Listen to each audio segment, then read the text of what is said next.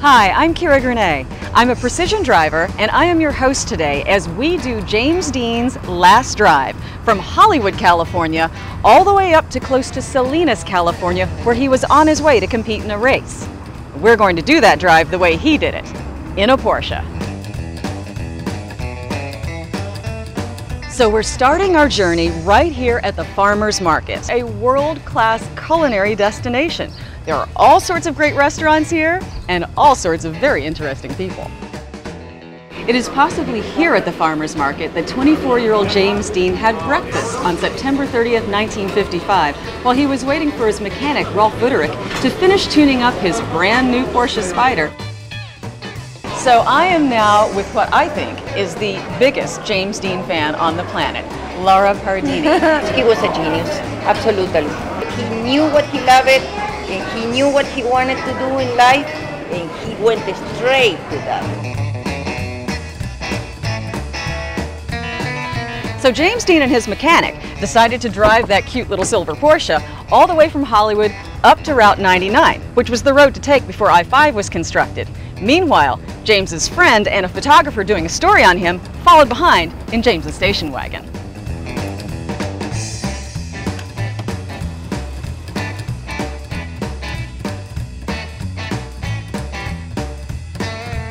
Okay, so we're starting our drive. We're going through Hollywood and in the area where you can see all the famous things that you see in the movies, like the Hollywood sign, of course, and Grauman's Chinese Theater, where all the celebrities, all the famous movie stars have their handprints there in the cement.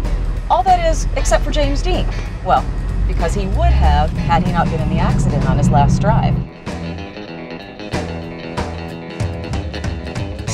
You can just imagine how excited James Dean must have been to get his hands on his new 550 Spyder. It's the most advanced sports car that Porsche had ever produced, and at that time was actually giving cars with much bigger engines, like Ferraris, a really good run for their money. And he hadn't had a chance to really feel it out. So these hilly twisting roads were just the place.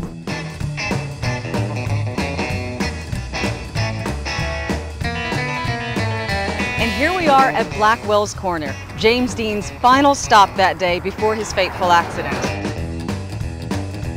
So we're inside Blackwell's Corner. You can catch up with so many great James Dean fans, and all sorts of other fabulous things from that era are here. Classic jukeboxes, wonderful pictures and memorabilia. There's an East of Eden fudge factory, and of course, I'm sitting at the Forever Young Cafe.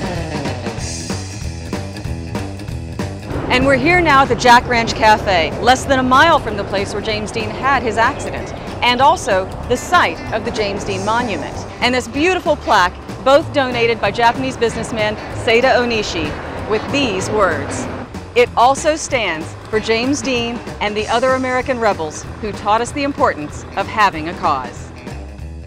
Let's go see the site of the actual accident.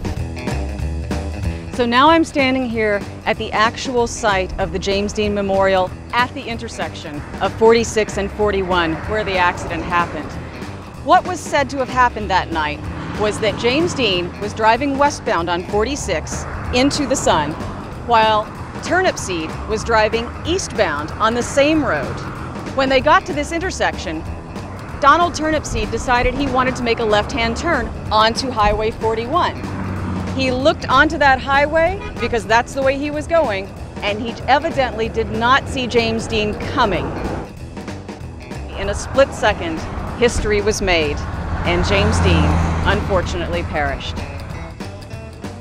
We can only imagine how history might have been changed had James Dean not been in that fateful crash.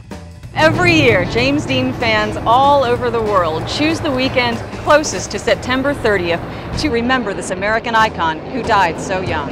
They are trying to imitate him in the last 45 years. It's amazing. And we didn't get nothing like him, not even close. Thank you so much for joining me on this reliving of James Dean's last ride.